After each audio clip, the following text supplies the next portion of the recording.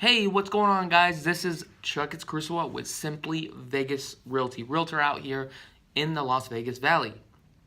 One of our subscribers had commented on our video and she had asked, what are contingencies? Basically, contingencies are actually roadblocks based upon how the contract is negotiated between you and the seller. So what that means is, let's say you guys agree to a term and condition, but you do not move forward until those terms and those conditions have been met. And if you cannot meet those terms and conditions, then the deal is dead. So let me give you a couple contingencies.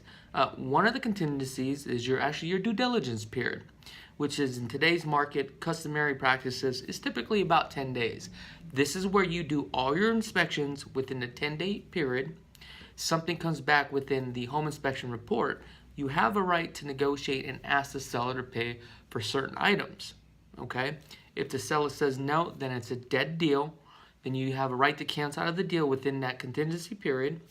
At that point, you can receive your earnest money deposit back. Let me give you another prime example. A appraisal contingency.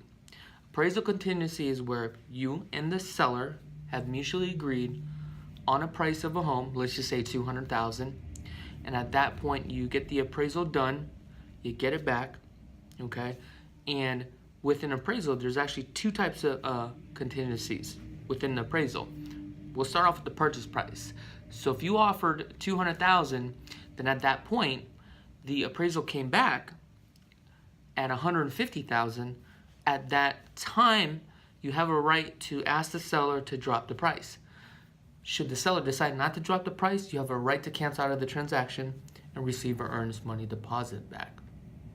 The second contingency on an appraisal is based upon the type of loan that you have, FHA, VA, or conventional. There's certain guidelines the appraiser, when he goes out there, as far as is a home habitable. Let me give you a prime example. Let's say you have an FHA loan and the appraiser goes out there, but the pool pump is broken. In order for the property to appraise, even though the price appraises at that price that you guys mutually agreed, they cannot move forward, well, you cannot move forward to purchase that home until those conditions have been met as far as the items to be fixed. However, you have a right to fix it yourself, or you can ask the seller to fix it. Now, if the seller says no, then the deal is dead. Now, once the deal is dead, now you can get your earnest money deposit back. Okay. Another contingency that comes up a lot as well, and we always negotiate, is the loan approval.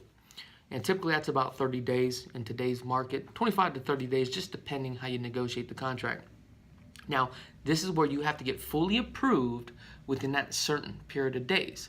Now, if you don't get approved at that point, you can lose your earnest money deposit back. Now, sometimes what happens is, because we have all these timelines within these contingency periods, if you can't meet those guidelines or those timelines because of something that came up with the underwriting department, you always have a right to ask for an extension, okay? So keep that in mind.